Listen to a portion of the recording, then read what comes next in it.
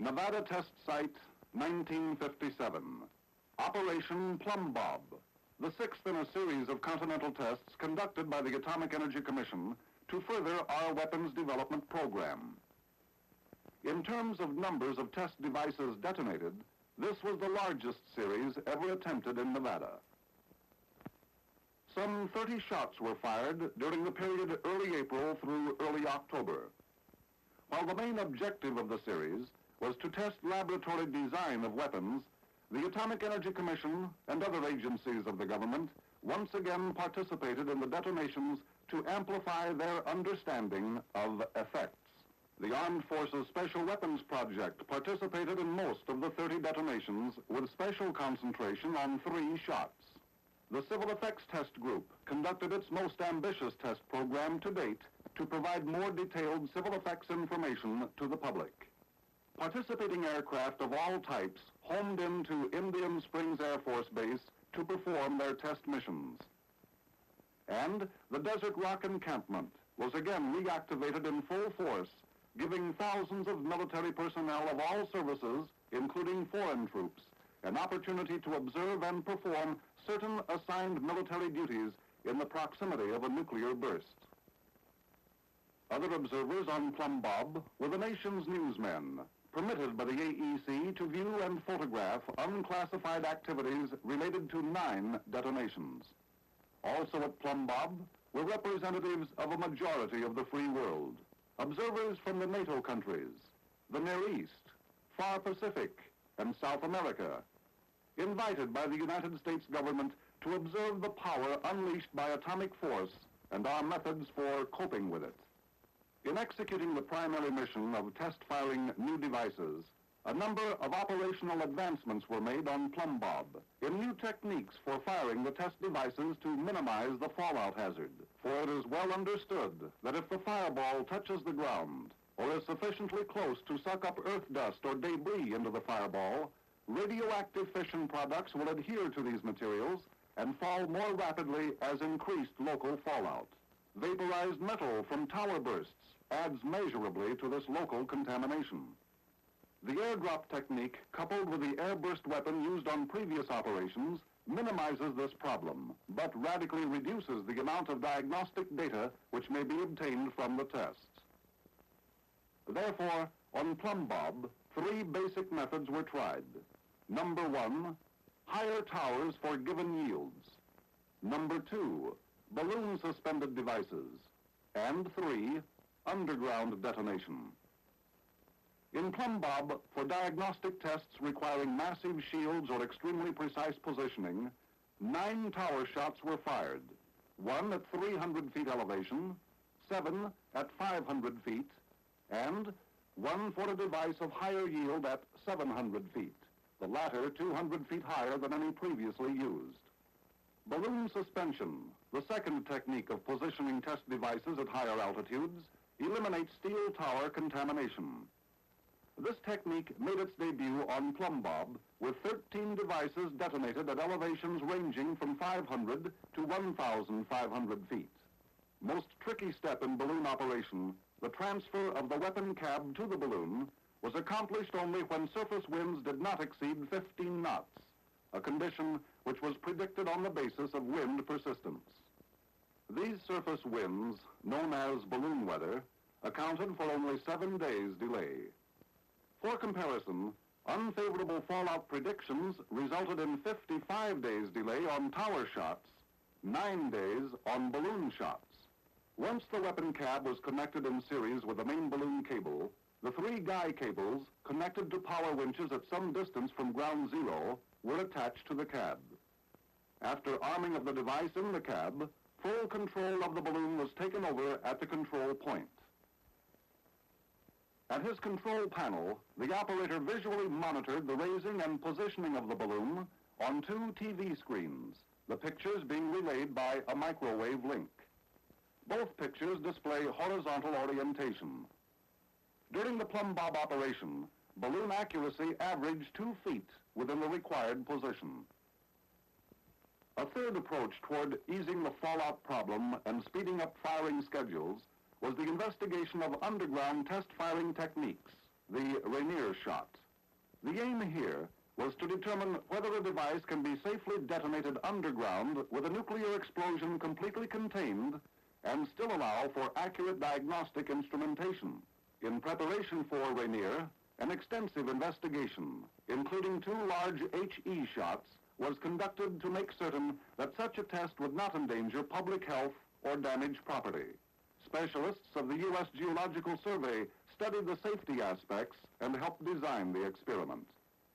5 independent and highly qualified seismologists, geologists, and geophysicists recommended by the National Academy of Sciences acted as consultants. The device was placed in a chamber at the end of a mine-type tunnel 1,900 feet long under approximately 800 feet of overburden. Vertically drilled holes, some as deep as 530 feet, housed shock instrumentation to measure acceleration, strain, and transient temperature rise.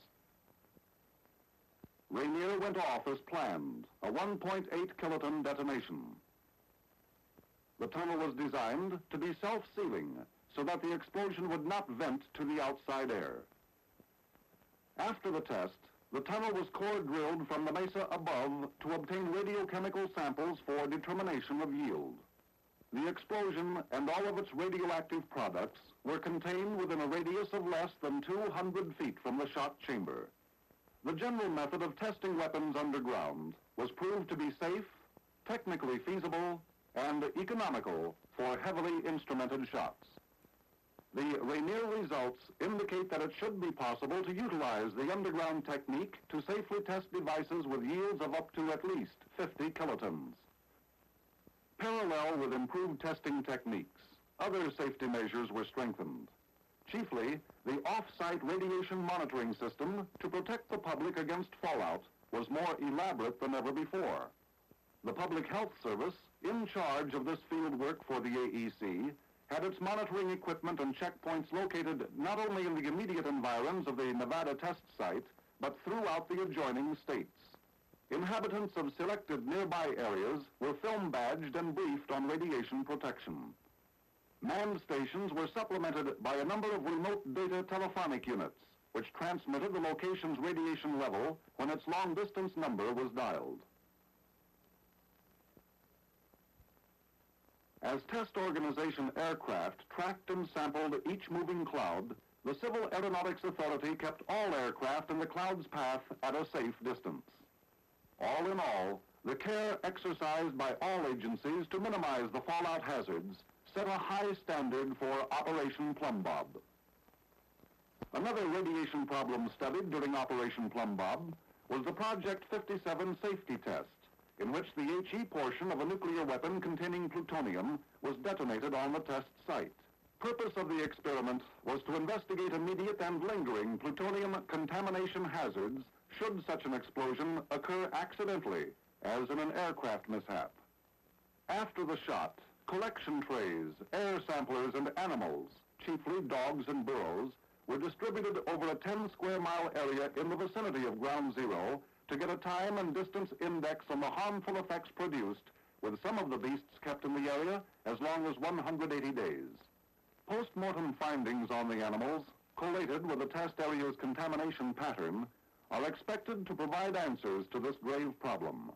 Inhaling a sufficient amount of plutonium can seriously irradiate the lungs, which ultimately may cause bone cancer. From the results of the Project 57 test, a yardstick will be provided for coping with this hazard. Although operational efficiency and radiation safety measures have an important bearing on continental testing, the primary reason for using the Nevada test site is to further the nation's weapons development program more rapidly and less expensively than can be done in the Pacific. 28 of Plumbob's 30 detonations were set off for the purpose of collecting information to advance the weapons development program. Of the remaining 2 shots, one was the underground technique test mentioned earlier, providing weapon designs of smaller size and weight with a greater delivery capability, achieving a greater economy in use of active materials, testing the utilization of available nuclear materials in various ratios in order to make the best use of the quantities available. Assuring a high safety factor in weapons during handling, storage, and pre-delivery stages. Securing basic information on higher yield design and techniques for devices prior to full-scale Pacific testing. The aims and objectives of the Plumbbob devices have been stated. Before this film is concluded, we will return to Dr. Johnson for a brief summation of outstanding conclusions regarding this comprehensive weapons program. All facets of weapon development at a test site hinge on digging out the data on internal device behavior during fleeting microseconds. Some of the fanciest thinking and most costly apparatus goes into these measurement and collection systems. Although the full diagnostic story is beyond the scope of this film, a glimpse of several instrumentation setups will give a fuller appreciation of the scores of programs involving diagnostics. As an example of cost reduction, to measure temperature as a function of time, a new line-of-sight method of recording using a series of reflecting mirrors was devised to replace the highly expensive kettle cable system. This measuring was done by an optical recording station housed in a concrete bunker in Area 2. The station also successfully took recordings from the tower, 4 miles away, through a relay of 2 additional turning mirrors.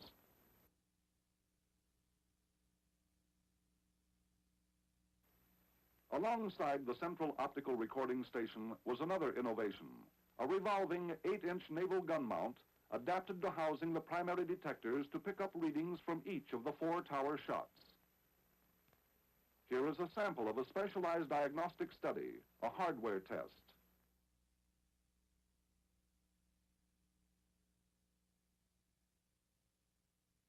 Stood the peace pipe, a 325-foot tall vacuum tube. The peace pipe tested the vulnerability of 150 functioning arming and firing components of future weapons systems. At 20-foot intervals in the vacuum tube, such items as X-units, contact crystals, and firing switches were tested for neutron, gamma, and electromagnetic effects. These effects were picked up by photographic and monitoring equipment installed under 13 feet of concrete at the base of the tower. Also, metal samples were hung on 2 pipes, respectively 10 and 30 feet from the shot cab, to test them for thermal and gamma erosion, as well as melting characteristics. On 8 other nearby towers between 200 and 300 feet high were perched functioning weapons complete with firing unit, but minus their nuclear and HE components. Here is another diagnostic experiment in which a picture of the radiation of burning gas in the center of a device was obtained for the first time, the pinhole neutron experiment called the PinX.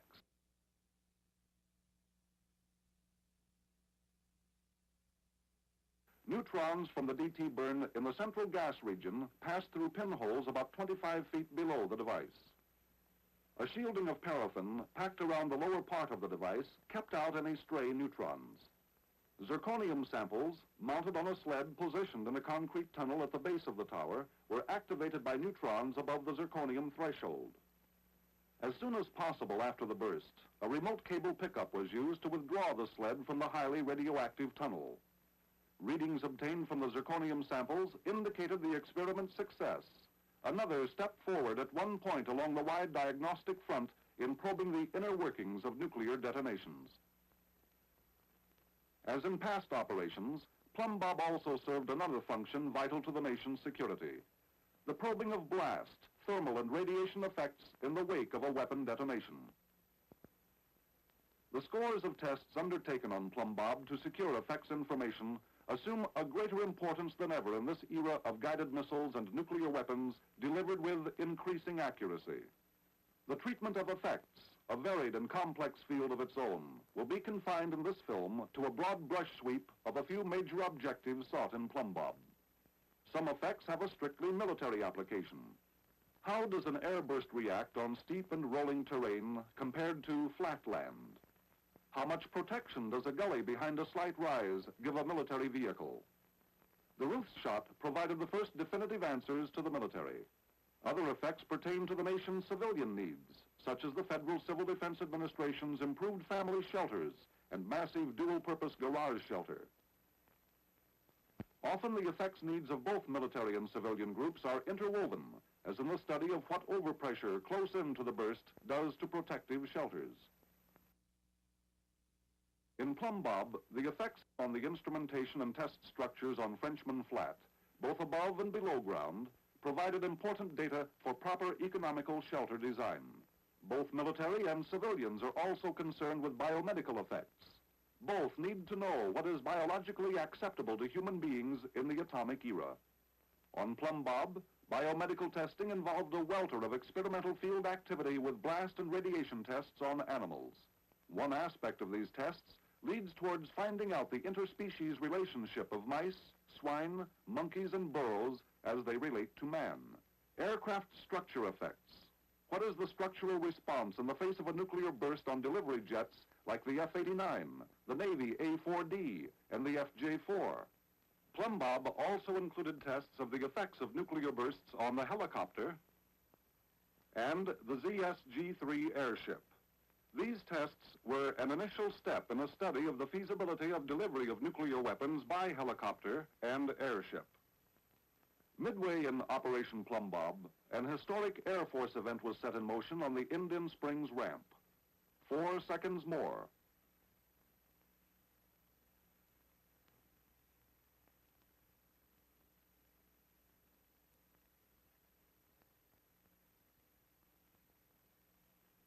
All 3 planes broke sharply.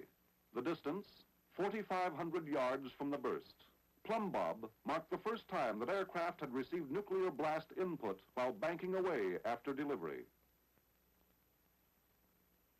5 military observers stood directly beneath the burst, indicating the safety of interceptor nuclear rocketry to personnel on the ground below. This dramatic event produced important data on the effects of a known warhead at a stated distance upon aircraft and crew members.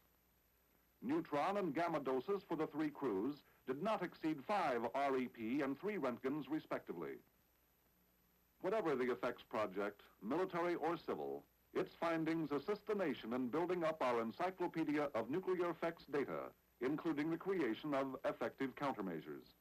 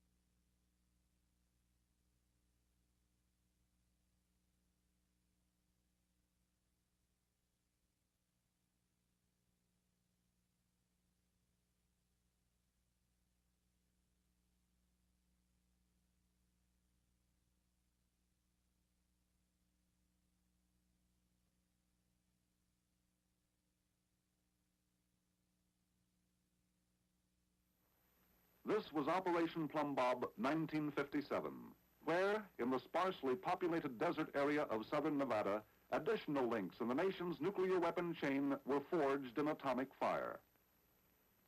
In today's time of urgency, Plumbbob demonstrated again the value of Nevada testing, not only in proving out kiloton weaponry more expeditiously and cheaply than possible in the Pacific, but also in readying development for the next round of full-scale testing at the Eniwetok Proving Grounds.